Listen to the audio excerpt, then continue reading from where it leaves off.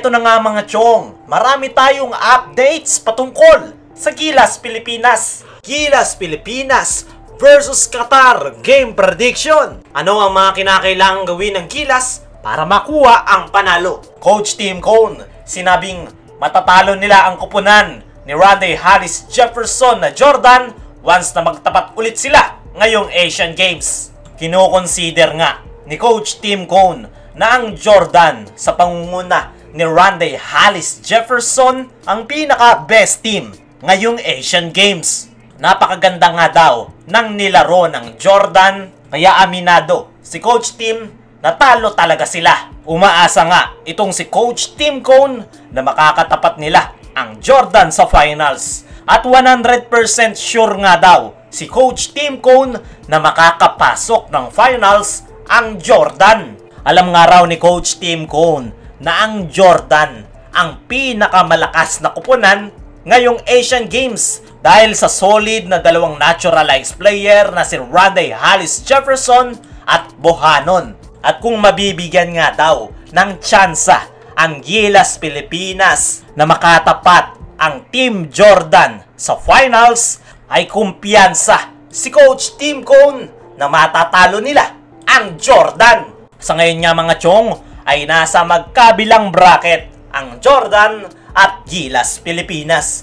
Sakaling ang magharap silang muli ay sa gold medal match na. At malaki nga ang chance na makakapasok talaga ng finals itong Jordan dahil madali nga ang kanilang makakatapat na kupunan. Samantalang ang Gilas Pilipinas ay dadaan pa sa knockout stage kung saan ay makakalaban nila ang Qatar. Kaya kung gusto talagang bumawi ng Gilas Pilipinas sa Jordan, ay kinakailangan nilang talunin ang Qatar sa knockout stage. Iran naman sa quarterfinals, at ang pinaka magiging mahirap sa lahat ay ang semi-final round dahil isa nga sa China at Korea ang makakatapat nila dyan. At ayon nga mismo kay Coach Tim Cone ay kumpiyansa nga ito na matatalo nila ang bansang Qatar. Hindi nga rin daw magiging problema yung Iran, kaya makakapasok nga daw sila ng Final Four. Once nga daw na makapasok sila ng Final Four, ay titignan nga daw nila ang China at Korea. At umaasa nga si Coach Tim na makakapagpakita sila ng magandang laro sa semifinals kahit sino pa sa China at Korea ang kanilang makatapat. At kapag nanalo nga daw sila sa semifinal round, ay haharapin nila ang koponan ni Rondé Hollis Jefferson na Jordan at kukuhanin nga daw nila ang panalo. Yan nga daw ang kanilang goal. Para sa akin mga chong, ay ngayon ko lang nakitang nagkumpiyansa itong si Coach Tim Cone. Usually ay palagi lang itong tahimik, pero ibang Coach Tim Cone nga ang ating nakikita ngayong Asian Games. Kung ako ang tatanungin mga chong, ay hindi magiging madali para sa Gilas Pilipinas na makapasok sila sa gold medal match. Dahil hindi nga basta-basta ang team na China at Korea na nakaabang sa kanila sa semi-final round.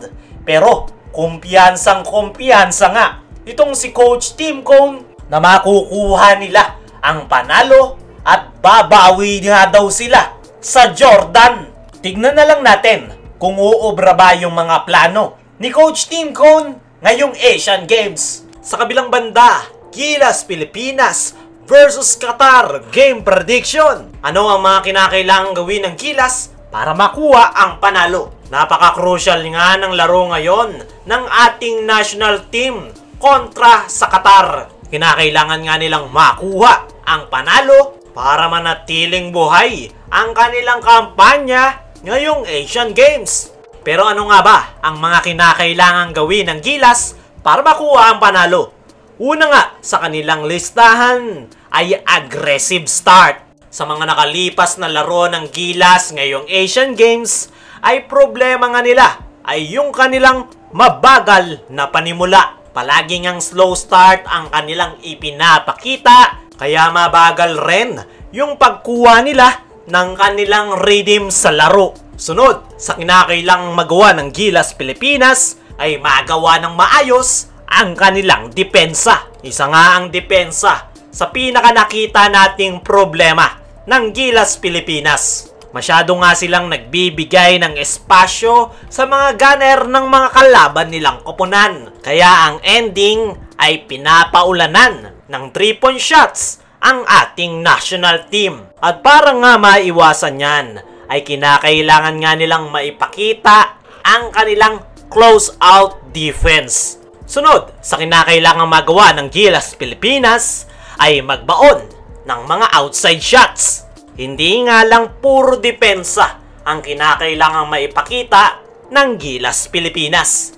Kinakailangan nga rin nilang magbaon ng kanilang mga outside shots. At yan nga ang malaking problema ngayon ng Gilas Pilipinas dahil napakababa nga ng kanilang 3-point shooting percentage sa kanilang nakalipas na 3 laro. At ang nakikita nga natin po pwedeng makatulong dyan sa Gilas ay itong si Marcio Lassiter at Arvin Tolentino. At tingnan na lang natin kung magagawa ba ng Gilas na makapag-advance sa quarterfinals.